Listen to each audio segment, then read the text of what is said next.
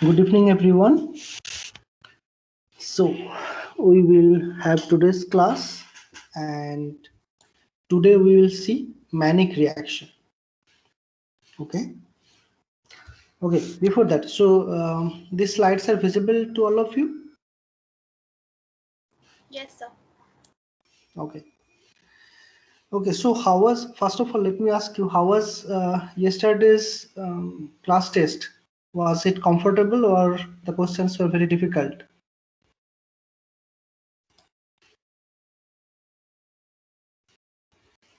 Sir, the questions were a bit tricky, but I think that like once in a sometimes we should solve tough tests also. Okay. Yeah. It was little bit uh, towards the higher side, because I think earlier two tests we have very simple one. So this time little bit difficult, but it's not very difficult. Everything is from the teaching only.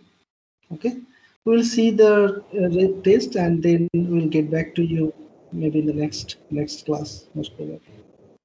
Okay. So also, I think it covered only a very little portion of all the slides. So Yeah, mainly the Yes, sir. Clausen, It was only from the 14th slide. condensation portion, yeah, yeah, Clays. Clausen condensation. Yeah. So what I told earlier that we will have at least two exams.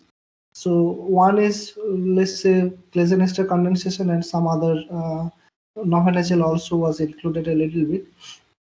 And the next one probably will include the other questions also. Okay. Okay. Yeah. Let's start today's topic. So today we learn manic reaction. So what is manic reaction?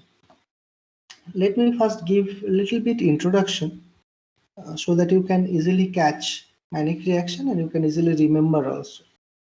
So you know about formaldehyde, right? So this manic reaction is all about formaldehyde and some amines. So let's try to understand how formaldehyde behave. So we have studied in the beginning of this semester that formaldehyde, if you add water, it forms instantly form hydrate, and the hydrate of formaldehyde is very stable, which is called formalin, and it wants to stay in basically hydrated form because formaldehyde is very reactive. Okay, it does not stay as formaldehyde, not mostly. Okay, not often. So the first point that I want to point out is formaldehyde is very reactive. Now I mean in the exam also, last time exam also you found one problem where we gave this, let's say acetaldehyde or trideuteroacetaldehyde, and then if I add excess of formaldehyde in presence of a base, then you know what it forms. It forms penterythritol. What I want to take you to note here is that in acetaldehyde, all the three protons which were enolizable are actually converted or added with the formaldehyde. Correct? You do not have much control over there. So all the formaldehyde are basically added with the acetaldehyde acidic proton. Okay. Just a moment.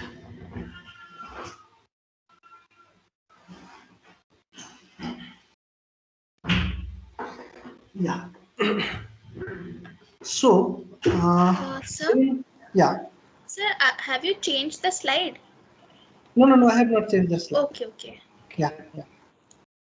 Yeah, basically I am giving you 2 or 3 points. So the first point is formaldehyde is very reactive. Second point is formaldehyde, if you take let's say acetaldehyde and take a base, then all the acetaldehyde acidic proton will be replaced with the formaldehyde. Correct? Because acetaldehyde protons, those are enolizable and there is no control over that reaction. Okay. So then the question comes, how can we control addition of formaldehyde when there is an enolizable protons? There are more than one enolizable protons. That is the problem. Got it? Did you get where exactly I am addressing? that you can connect this reaction. Okay, let's see that and then you will understand easily what I mean. Now I have changed the slide. Now you can see that. Okay. So that is where I want to introduce that formaldehyde is highly reactive in aldol condensation reaction and it reacts with all the analyzable hydrogen atoms. The way to control and add just one molecule of formaldehyde is to follow the Mannich reaction protocol. So by using Mannich reaction, we can add only one formaldehyde. Okay. So what is Mannich reaction? Mannich reaction is between analyzable hydrogen of aldehyde and ketone, aldehyde or ketone, with a secondary amine in presence of formaldehyde, amine and formaldehyde in presence of catalytic amount of acid, hydrochloric acid, to produce an aminoketone. So basically you take a ketone, it has alpha hydrogen which are analyzable in presence of catalytic amount of acid, and then you take a secondary amine and formaldehyde and then you get an aminoketone. Okay, this is an aminoketone. So that is basically the product. This reaction has very good application basically when you want to do a total synthesis or basically you want to make a new molecule where you need to do functional group addition. For functional group addition, this reaction is very valuable. We will give those examples in this class itself. Okay. So one more time, what is Mannich reaction? Mannich reaction is between an aldehyde and ketone with a secondary amine and formaldehyde. So this is the ketone part. This is a secondary amine. This is formaldehyde. In presence of catalytic amount of acid, it forms an aminoketone or aminoaldehyde, whatever. So this basically is the Mannich reaction. So then what is the mechanism of this reaction? How does this happen? So the mechanism is, first this secondary amine reacts with the formaldehyde because formaldehyde is already very reactive. Okay, so this is the more nucleophilic part. You can also ask that, okay, in the medium there is also ketone, but compared to ketone, cyclohexanone, formaldehyde is more reactive. So this secondary amine would first attack to this formaldehyde only, correct? Then it forms this kind of deuterionic species. Now you have acid in the medium, so it immediately protonates to form OH, followed by another protonation to OH2, correct? So here actually basically minus H plus H plus, so that you get this one. Then you have acid, so that it forms OH2 plus. Then you have this lone pair, this comes and OH2 leaves, so that you get an imine salt in the reaction medium. This imine salt is basically the active electrophile that you generate, which is basically undergoing this Mannich reaction. So this is one side. Second side, the other part is you have cyclohexanone, you have, let's say, acid. So in presence of acid, this will be protonated. So this proton will be enolized. So you get basically an enol form. Now this enol form, because this is an active electrophile, this double bond would now react to this CH2. And basically you will get the product. This is called Mannich base. Okay. So this is the enter mechanism. First you make the imine salt and then you make this enolized intermediate, and that enol form reacts to this imine salt to form the Mannich base. In short, wherever you have this active alpha hydrogen, just make it CH2NMA2 or CH2 any other amine that you take for your Mannich reaction. That becomes your product. So in this case, you notice that we can add only one molecule of formaldehyde. Generally, the reaction does not go after that because NME2 is it has a lone pair. So basically it donates and then the acidity of this proton decreases, and this reaction is observed to stop here. It does not go further. Okay. So one first observation is, in this case we add one molecule of formaldehyde which are added to this carbonyl compound. Second part is, this mannich base can be converted into enone.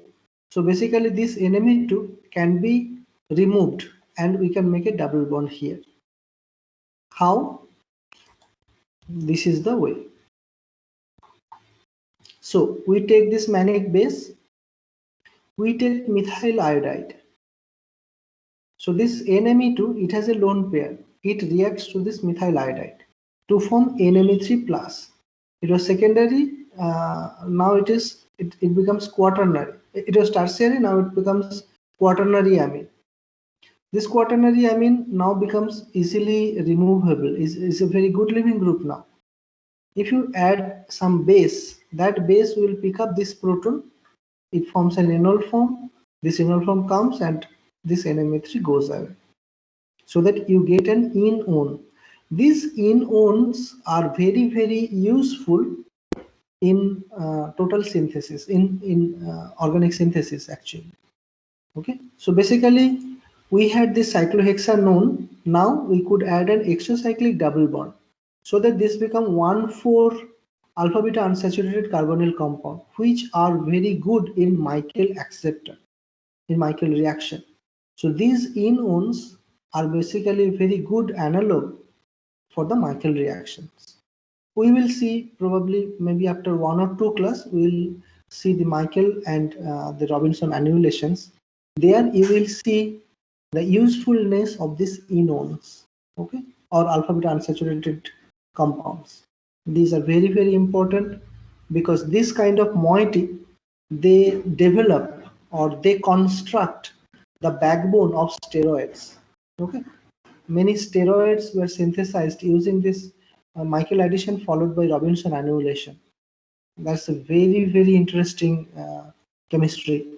When these steroids were first being developed, developing this chemistry was really a very big step forward. So this mannich reaction adds up to that development because it instantly generates an exocyclic double bond, so it becomes a Michael acceptor, which can lead to Michael reaction. Got it? Okay. What kind of other amines we can take?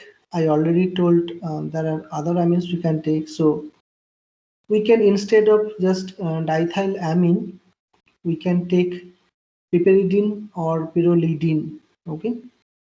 So why we can take this and not this? Because diethylamine is liquid, which is very much volatile. Okay, and most of the amines are highly bad smell. Okay, like all the fish, if they rotten, if they are spoiled, then they will release a lot of amines, and that is why those are smelly. Okay, so ethylamine is kind of one of them.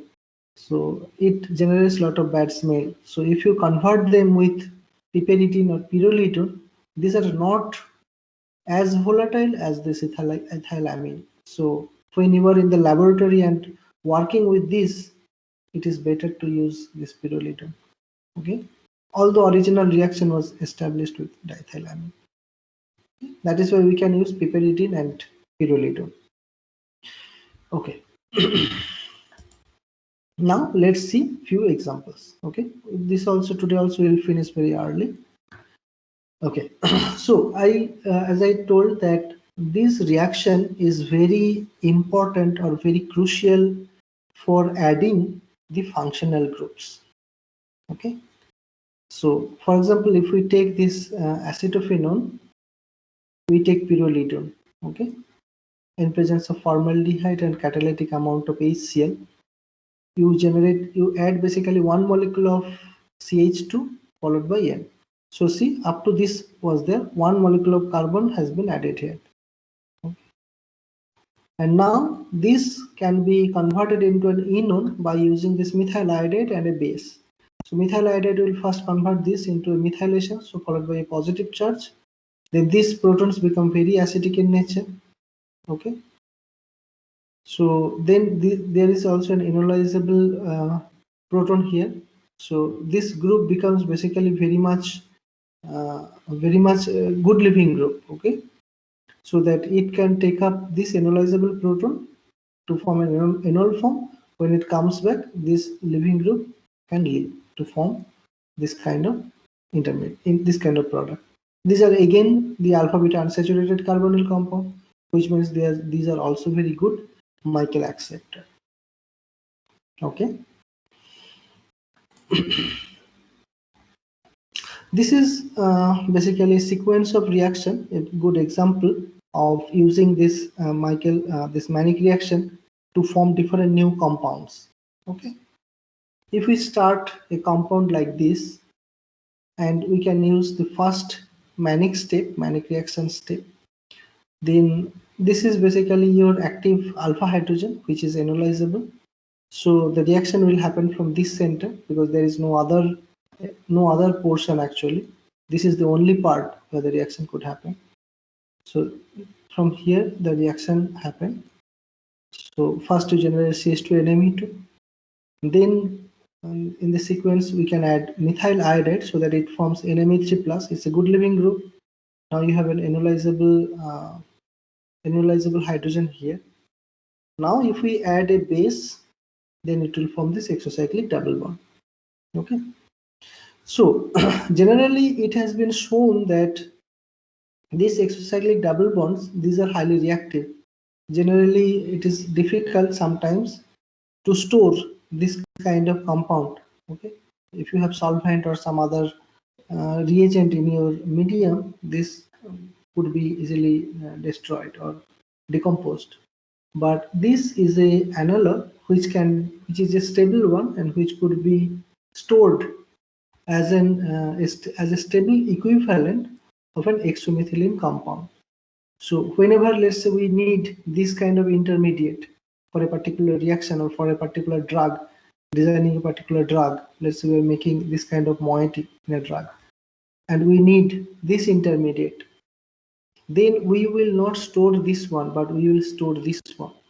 Whenever we need, we will just add a little bit of base, then this NMH3 will easily go away to generate this exocyclic double bond.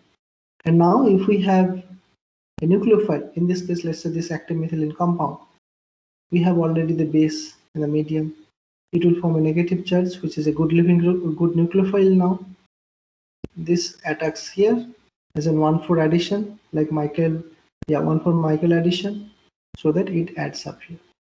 So we can stop this as a product, but you can also go ahead, like we can hydrolyze this one, followed by acidification, followed by heat treatment to remove one of the carboxylic acid, so that you can get one carboxylic acid here, and followed by you can add more. So anything can be done. Okay, using this chemistry you can add up more functionality, which was otherwise not possible here. Okay, that is basically the power of this Mannich reaction.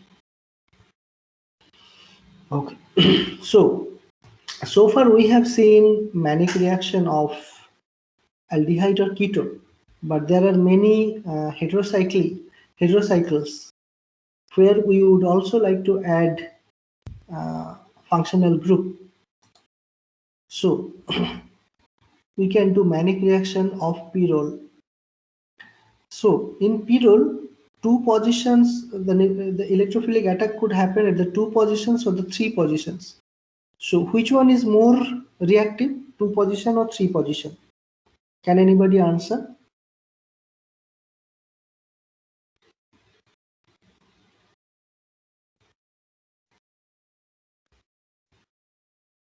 Have you come across this kind of problem, like the reactivity of heterocyclic compounds?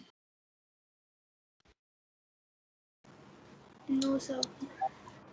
So you have been taught the aromaticity of phenol, thiophene, and furan.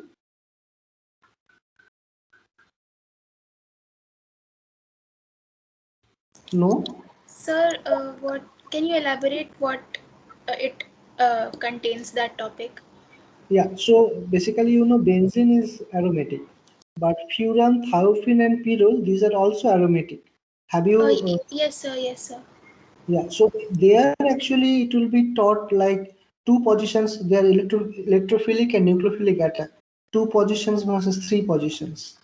So if I add an electrophile, it will react either by the two positions. So this is 1, nitrogen is 1, this is 2, 3, 4, and 5.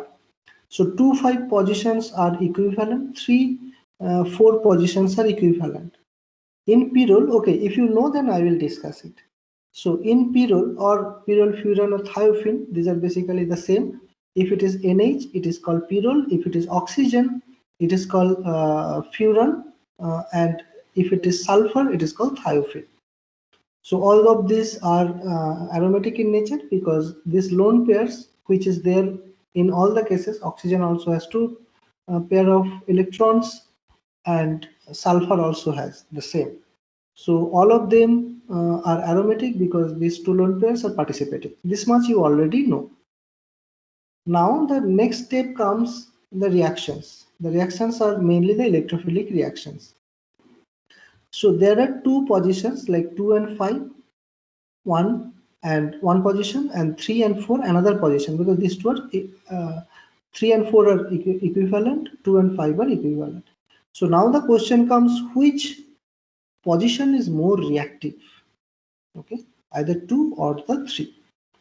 So what do you think, which position will be more reactive?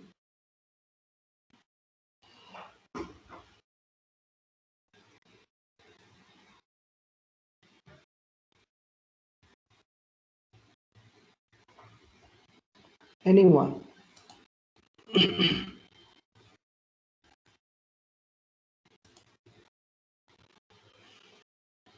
Okay, it's the 2 position of all the 3 which is more reactive than the 3 position. Okay, then the question is why? This answer depends on basically the number of resonating structure. If you add an electrophile at 2 position, you will see that there are at least 3 resonating structures possible.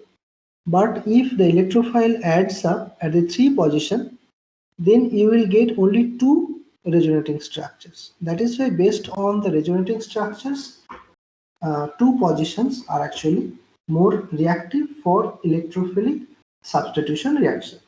Okay, so if we take pyrrole and if we do this Mannich reaction using this dimethylamine and formaldehyde and in presence of acetic acid, then this position actually the attack will happen because you have this the Mannich base that will form first. The imine salt will form first. That imine salt will be attacked in this position. Okay, this is the imine salt. So this attack will happen here, CH2, and followed by this one. And then if this protonation happens in this case, so then we add this base which will deprotonate either this part or this part. Okay. So for pyrrole, then we have reaction in the 2 position. What about let's say phenol?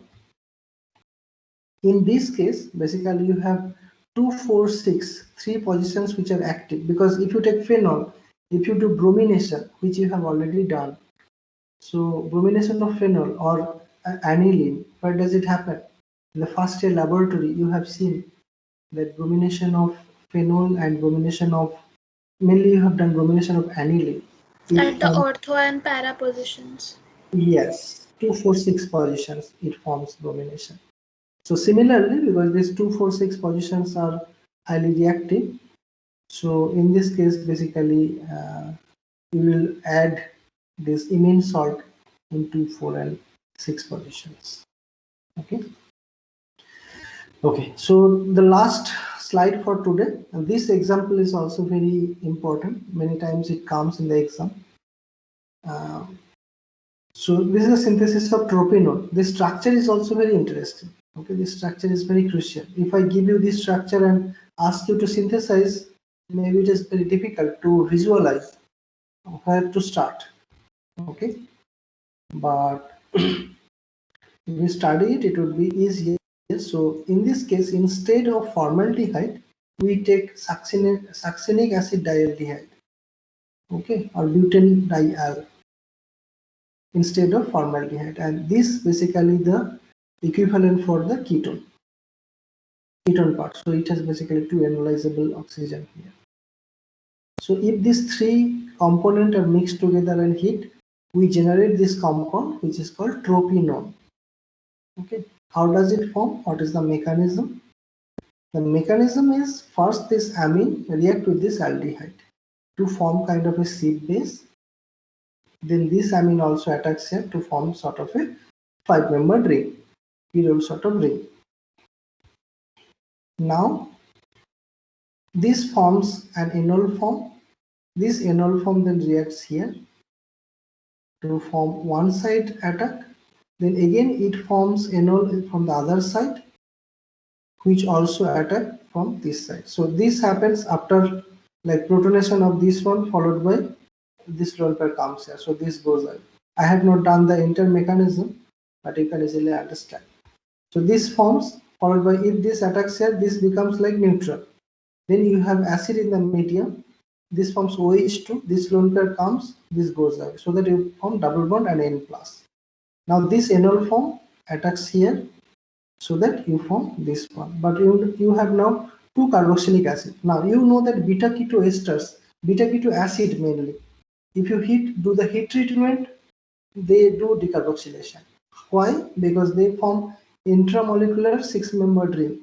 Okay, if you form here 1, 2, 3, 4 oxygen and OH 5, 6, so they will form a 6-membered ring here or here. So because of this 6-membered ring formation, the decarboxylation becomes very easy. These are also two-step process. I have not shown the entire mechanism. In the blackboard I could have shown it nicely, but here I have not shown it. Okay, so that if you do the heat treatment, these two carboxylic acid as a carbon dioxide will be removed to form this tropinone. So either this structure or this structures both are basically same. They just look different, but basically these two structures are same. Okay. So is there any question from you? So Mannich reaction is up to this, and in the next class we will do most probably this Beckmann rearrangement. But if do you have any question from Mannich reaction? Did you understand all?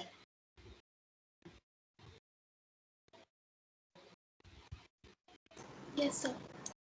Okay. Okay, fine. Then so we will have another exam probably by the next Thursday. Would be a good time, or do you want it on Monday? Which day would be better? So Thursday is better, I think. Thursday is better. Okay. Yes, Okay. sir. So Thursday Yeah. means the coming Thursday, right? Coming Thursday, yes. Which will be 18th. 19th, 18th, yes. Yes. Okay. Yeah. Sir, I had one question regarding Yeah. that. Why is it? Why is the synthesis of natural products called total synthesis? What is the reason behind it? Natural product. So basically, there what you do there is, okay, let me tell it in a different way. Let's say there is a Taxol. Taxol is a very good anti-cancer drug. Okay. So many groups, they cannot synthesize the entire molecule. Okay. And Taxol is a very big molecule. What instead people do is they make a fragment. They take a certain part and they make it. Let's say one particular ring or one fragment of it. And they try to synthesize and publish a paper. Those are also synthesis, but then they cannot write a total synthesis. But when they do the entire synthesis, all the fragments together, and make the entire molecule, then they call it a total synthesis. Okay, because generally the drug molecules are very complex and very big, sometimes, not always, sometimes. So that is why many groups focus mainly on certain aspect or certain rings. But when one forms the entire molecule, then I think they call it as a total synthesis. Okay. Yes, sir. Okay, so I will now stop the recording part and